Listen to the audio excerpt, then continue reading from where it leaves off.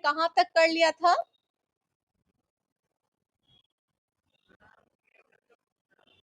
सारे कर लिए थे। पाठ क्या संदेश देता है? Question number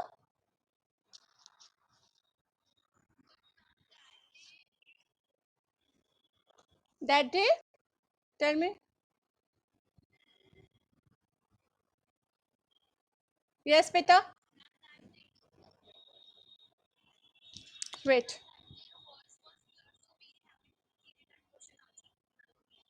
all right, no problem. आज हम लोग इसके क्वेश्चन आंसर्स को कंप्लीट कर लेंगे, ठीक है?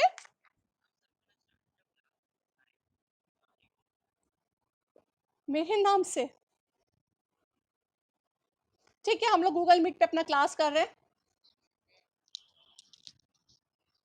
ठीक है, हम लोग अपना क्लास कंप्लीट करेंगे अच्छे से। अगर कोई बीच में प्रॉब्लम भी क्रिएट करता है तो उसको अवॉइड करते हुए, उसको इग्नोर करते हुए हम लोग अपना क्लास अच्छे से कंप्लीट करेंगे, ठीक है? कोई प्रॉब्लम हो तो उसको इग्नोर करना।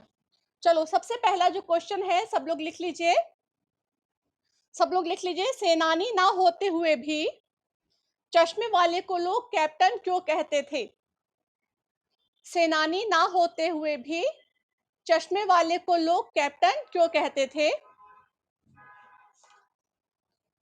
ठीक है, तो इसका आंसर पहले मैं बता चुकी हूं कि हमेशा आंसर कोशिश कीजिएगा कि आप लोग पॉइंट्स में लिखें।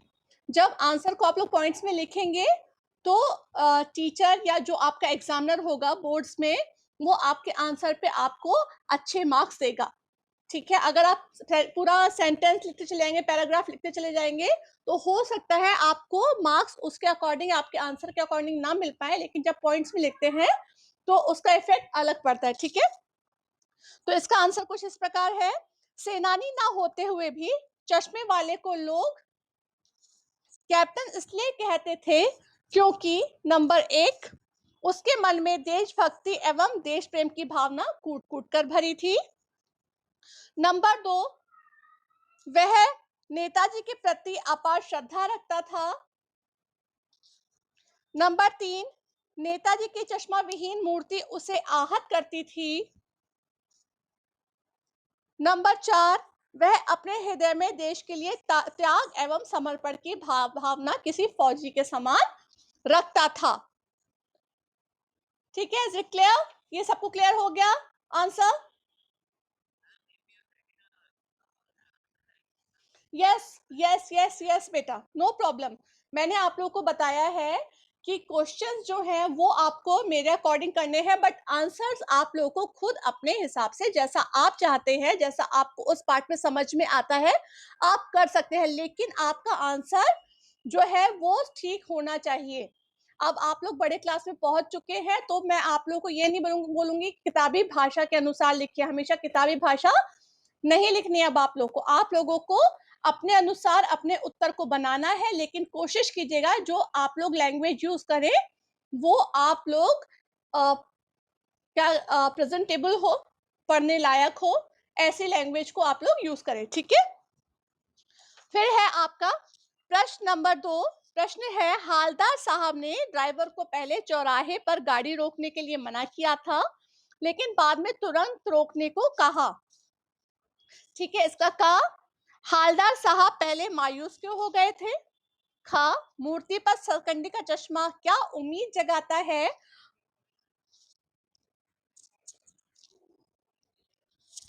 वेट, अब आ रही है बेटा? कुछ प्रॉब्लम है इंटरनेट में? अब आप लोग को मेरी आवाज आ रही है? ओके। और इसका गा है, हालदार साहब किस बात पर भावुक होते? प्रश्न मैं आप लोगों को भेज चुकी हूँ, पहले ही सेंड कर चुकी हूँ, तो आंसर मैं समझा रही हूँ। हालदार साहब पहले, यह इसका का है जो है उसका लिखिए। हालदार साहब पहले ये सोचकर मायूस हो रहे थे कि कस्बे के चौराहे पर बिना चश्मे वाली सुभाष की मूर्ति होगी। मूर्ति पर चश्मा लगाने वाला कैप्टन मर चुका है, अब सुभाष की मूर्ति पर चश्मा लगाने वाला कोई ना होगा। अब मूर्ति की आंखों पर चश्मा ना होगा। फिर इसका खा है, मूर्ति पर चश्मा भले ही सरकंडे का है, इससे पता चलता है कि लोगों में देशभक्तों के प्रति श्रद्धा अभी खत्म नहीं हुई है। हवलदार की सोच में सरकंडे का चश्मा किसी बच्चे की सोच का परिणाम है। यह उम्मीद जगाता है कि नई पीढ़ी के बच्चों में अभी भी देशभक्ति और भक्तों के प्रति अपार श्रद्धा विद्यमान है। फिर उसके बाद आता है ग। ग का आंसर है, हालदार साहब निराश थे कि सुभाष की मूर्ति पर चश्मा न होगा, परंतु मूर्ति पर सरकंडे का चश्मा देखकर उनकी निराशा आशा में परिवर्तित हो गई कि बच्चों में देशभक्तों के प्रति अपार श्रद्धा विद्यमान है। वे बच्चों में देशभक्ति की भावना देखते हैं, इस बात से वे भावुक हो उठे। Okay, then next question is, पान वाले का रेखा चित्र प्रस्तुत कीजिए। जैसा कि आप लोगों ने पाठ में पढ़ा था कि पान वाला देखने में कैसा था, दिखने में कैसा था, तो उसी को आप लोग पॉइंट्स में भी लिख सकते हैं। मैं आप लोग को समझा रही हूँ। पान वाला जिसका कस्बे के चौराहे पर एक छोटी सी पान की दुकान है, उस दुकान पर प्रायः हवलदार साहब पान खाने आते हैं। अब इसका आप लोग जो चित्र है वो इस तरीके से खींच सकते हैं। नंबर 1, पान वाला स्वभाव से खुश मिजाज है। नंबर 2, वह मोटा और काला है। नंबर 3, वह हर बात पर हंसकर अपनी तोंद को थिरकाकर बात करता है। नंबर 4, उसके मुंह में हमेशा पान ठुसा रहता है। नंबर 5, उसकी भारी भरकम तोंद है। नंबर 6, पान ठुसे होने के कारण उसकी बत्ती सी लाल और काली है। वह वाक्पटु है और व्यंग्यात्मक भाषा बोलता है। फिर कैप्टन के बारे में पूछे जाने पर उसका उपहास करता हुआ नजर आता है। कहता है कि लंगड़ा क्या जाएगा फौज में, वह तो पागल है। वह सहृदय और भावुक भी है। कैप्टन की मौत हो जाने पर वह हालदार साहब के पूछे जाने पर बोलता है, उदास होता है और अपने आंसू पोंछते हुए बताता है, कैप्टन तो मर गया। ठीक है, तो यहाँ पर आप उसके जो चित्र यहाँ पर बताएंगे, तो उसमें आप पॉइंट्स में इसको लिख सकते हैं। फिर उसके बाद है आपका क्वेश्चन, वह लंगड़ा क्या जाएगा फौज में, पागल है पागल। ये प्रश्न महत्वपूर्ण प्रश्न है बेटा, ये बार बार आपके बोर्ड एग्जाम्स में पूछा जाता है। ठीक है, भाषा कभी कभी चेंज होती है लेकिन ये पूछा जाता है, इसलिए मैं आप लोग को बता रही हूँ, इसको आप लोग अच्छे से देख लीजिएगा। वह लंगड़ा क्या जाएगा फौज में, पागल है पागल। कैप्टन के प्रति पान वाले की इस टिप्पणी पर अपनी प्रतिक्रिया दीजिए। ठीक है, कैप्टन के प्रति पान वाले की इस टिप्पणी उसके संकीर्ण सोच को प्रकट करती है। संकीर्ण मतलब छोटी सोच को प्रकट करती है। कैप्टन जो सहानुभूति एवं सम्मान का पात्र था, उसी का इस तरह उपहास करना उचित नहीं है। वह अपनी छोटी सी दुकान से देशभक्त सुभाष की मूर्ति पर चश्मा लगाकर उसके प्रति अपार श्रद्धा प्रकट करता है। कैप्टन शारीरिक रूप से अपंग और मरियल होते हुए भी देशभक्ति की भावना रखता था, अतः पान वाले की उक्त टिप्पणी करना निंदनीय है। निंदनीय मतलब खराब है, निंदा करने योग्य है। फिर उसके बाद आपका जो क्वेश्चन आता है वो देखिए, नेताजी की मूर्ति में कौन सी कसर खटकती थी और क्यों। इसका आंसर आप सबको पता होगा, अगर पाठ पढ़ा है तो इसका आंसर आप सबको पता होगा। ठीक है, यद्यपि नेताजी की मूर्ति उनकी महानता, उनके महान कार्यों को दर्शाती थी, याद दिलाती थी, जैसे तुम मुझे खून दो और दिल्ली चलो, ये स्मृतियां उनकी इस मूर्ति को देखते ही याद आने लगती हैं। परंतु नेताजी की मूर्ति की आंखों पर चश्मा नहीं था, जो उनकी मुख्य पहचान थी। आंखों पर चश्मा न होने की बात ही खटकती थी। फिर उसके बाद है आपका प्रश्न, पान वाला एक हंसोड़ स्वभाव का व्यक्ति है, परंतु उसके हृदय में संवेदना भी है, इस कथन को स्पष्ट कीजिए। ये भी प्रश्न पहले आपके बोर्ड्स में आ चुका है। ठीक है, इस प्रश्न को भी अच्छे से देख लीजिएगा। पान वाला एक हंसोड़ स्वभाव का है, वह बात कहने से पहले हंसता है, माहौल को हंसमुख बनाने का प्रयास करता है, इस प्रकार वह खुशमिजाज व्यक्ति है। खुशमिजाज होते हुए भी उसके हृदय में संवेदना है। कैप्टन के प्रति कठोर टिप्पणी करने वाला पान वाला कैप्टन की मृत्यु पर हृदय से कराह उठता है। हालदार साहब के पूछने पर बड़े भारी मन से आंखें डबडबाते हुए कहता है, कैप्टन तो मर गया, उसकी मृत्यु हो गई। तो यहाँ पर उसके जो स्वभाव था उसको दर्शाया गया है। फिर है आपका प्रश्न, कैप्टन चश्मे वाले की मूर्ति पर चश्मा बार बार क्यों बदल देता था? नेताजी का चश्मा पाठ के आधार पर उत्तर दीजिए।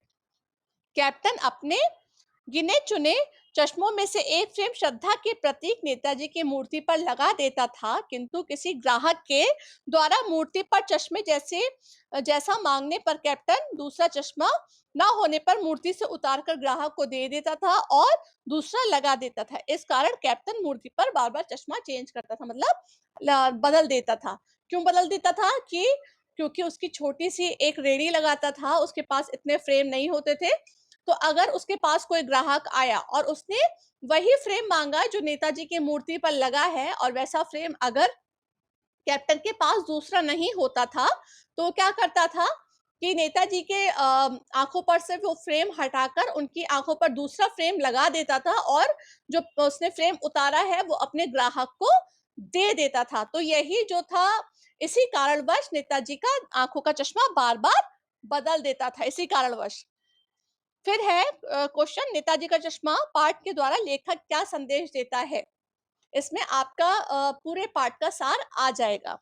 आजकल जब लोगों में देश प्रेम और देशभक्ति की भावना घटती जा रही है, नेताजी का चश्मा नामक यह पाठ आने वाली पीढ़ी में देश प्रेम और देशभक्ति की भावना का विकास करता है। कैप्टन जैसा दुर्बल व्यक्ति अपने सीमित साधनों के माध्यम से नेताजी की चश्मा विहीन मूर्ति पर चश्मा लगाकर उसे पूर्ण बनाता है। बच्चों द्वारा सरकंडे का चश्मा लगाने के कार्य से हमें ये देश के प्रति प्रेम, देशभक्ति की भावना मजबूत बनाने का संदेश देता है। ठीक है, सबको ये क्वेश्चन के आंसर समझ में आ गए? Any problem? श्रेया,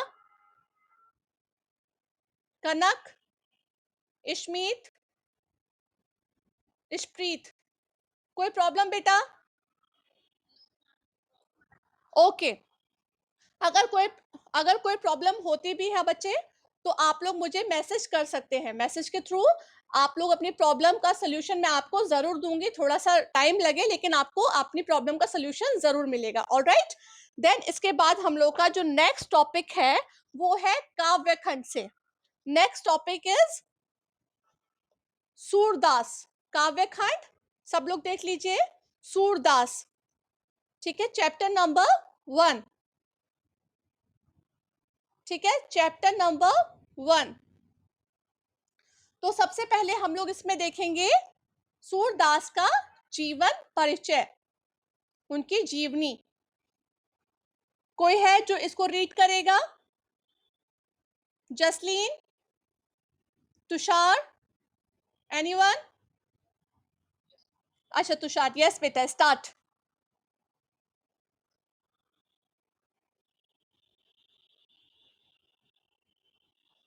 तुषार पढ़ो बेटा, रीड करना है। यस बेटा।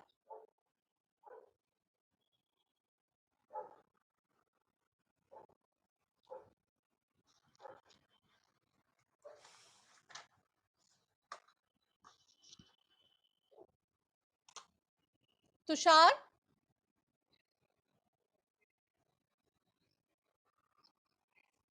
मिस प्रिंट, आपका चैप्टर नंबर 1 है बच्चे, चैप्टर नंबर 1 निकाल लो। Page number 5, chapter number 1, Surdas 1। Surdas का जन्म हम्म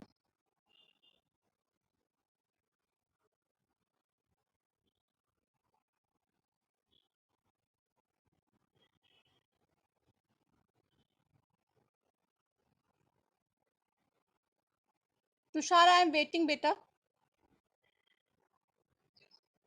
स्टार्ट। हम्म हम्म 1478, इसको हिंदी में बोलते हैं 1478। 70 और 78, ठीक है। माना जाता है। यस बेटा, स्टार्ट। हम्म।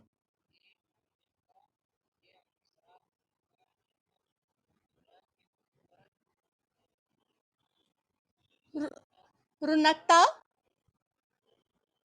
हम्म।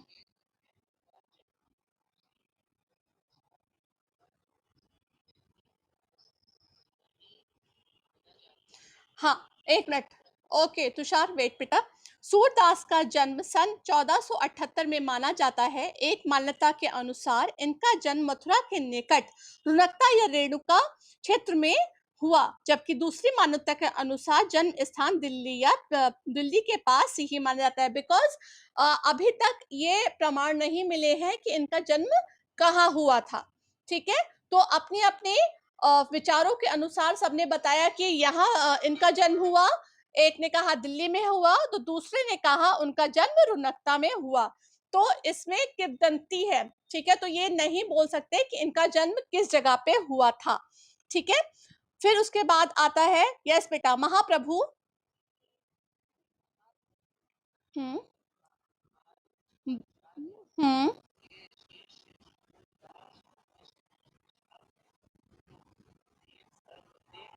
हम्म।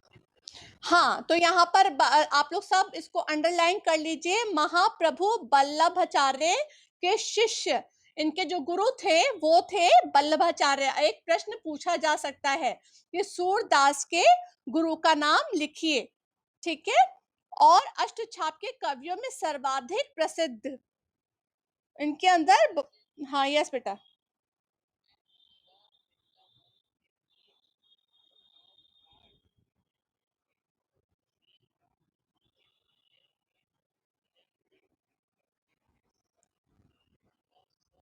83।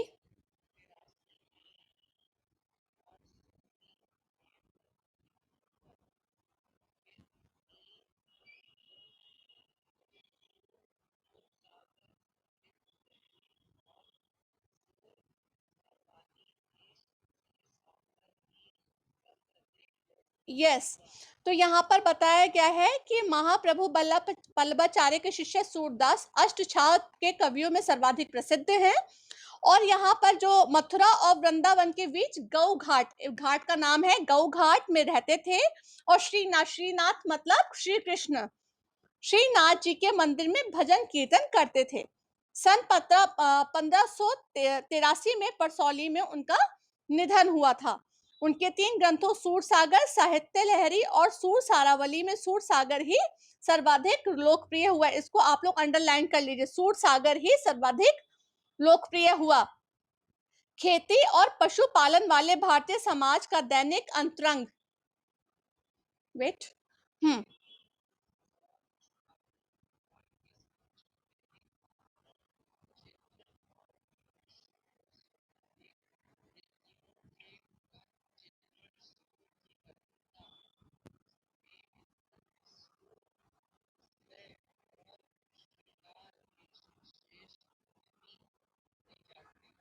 इसको आप लोग सब अंडरलाइन कर लीजिए। सूर वात्सल्य और श्रृंगार के श्रेष्ठ कवि माने जाते हैं। ठीक है, यस बेटा, स्टार्ट।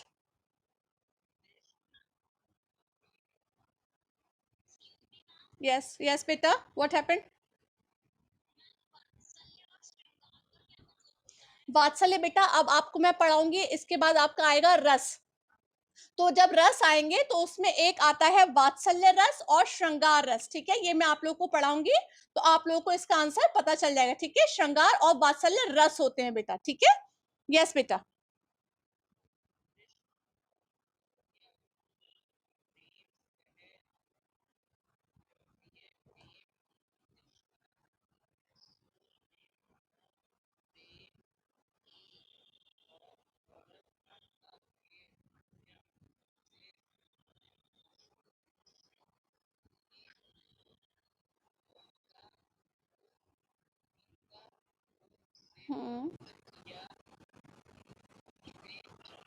जीने की ललक।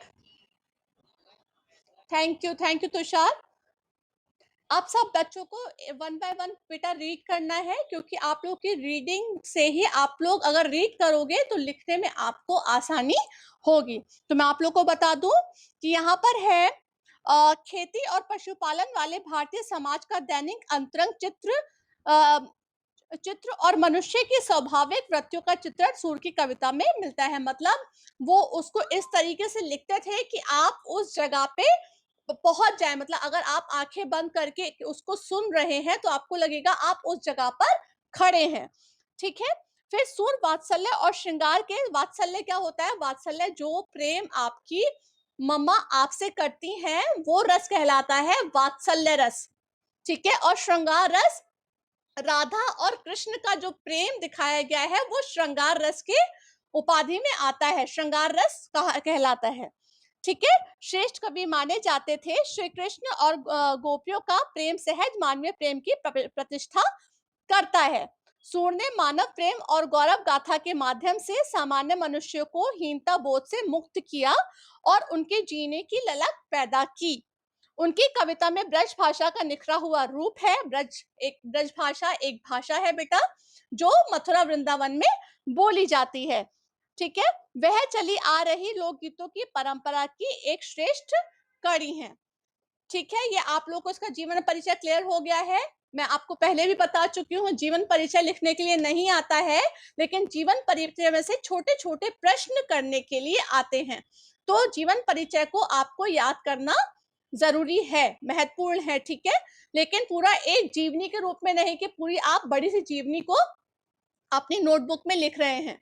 आप उसके पॉइंट्स लीजिए कि उनका जन्म कहाँ हुआ, उनकी मृत्यु कब हुई, उनकी मेन मेन रचनाएं क्या है और उनके गुरु का नाम क्या था और उनकी जो भाषा शैली है वो क्या है। Is it clear all of you? Any problem बेटा? प्रतीक? ओके। ठीक। ओके बेटा। तो